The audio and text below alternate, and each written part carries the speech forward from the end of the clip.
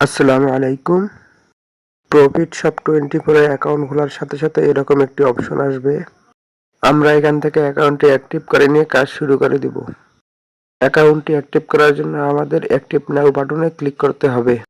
Click করার সাথে সাথে আমাদের সামনে এরকম একটি অপশন চালু হয়ে যাবে। এরপর দেখেন এখানে দুইটা অপশন শো করতেছে। প্রথমে আছে বিকাশ এবং দ্বিতীয় নম্বরে আছে নগদ। আপনারা যেটার মাধ্যমে টাকা পাঠাতে চান ওইটা সিলেক্ট করবেন।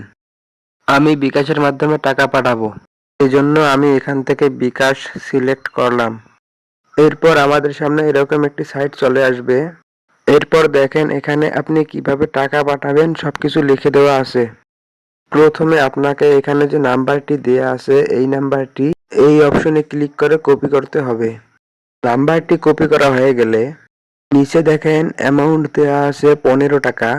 আমাদেরকে 15 টাকা সেন্ড মানি করতে হবে। সেন্ড মানি করার পর আমরা যে ট্রানজ্যাকশনটা পাই ওই ট্রানজ্যাকশনটা আমরা এই ফাঁকা ঘরে বসাই দিব। এরপর নিচে দেখেন কনফার্ম বলে একটা অপশন আছে। এই অপশনে ক্লিক করলে আমাদের অ্যাকাউন্টটি অ্যাক্টিভ হয়ে যাবে। সেন্ড মানি করার জন্য আপনারা প্রথমে আপনাদের বিকাশ অ্যাপসে চলে আসবেন। এরপর উপরে সেন্ড মানি অপশনে চাপ দিবেন। এরপর কপি করা নাম্বারটি উপরের ঘরে বসিয়ে দিবেন। আমি নাম্বারটি এখানে বসিয়ে দিলাম। এরপর এখানে 15 টাকা লিখে আপনারা অ্যারো অপশনে চাপ দিবেন।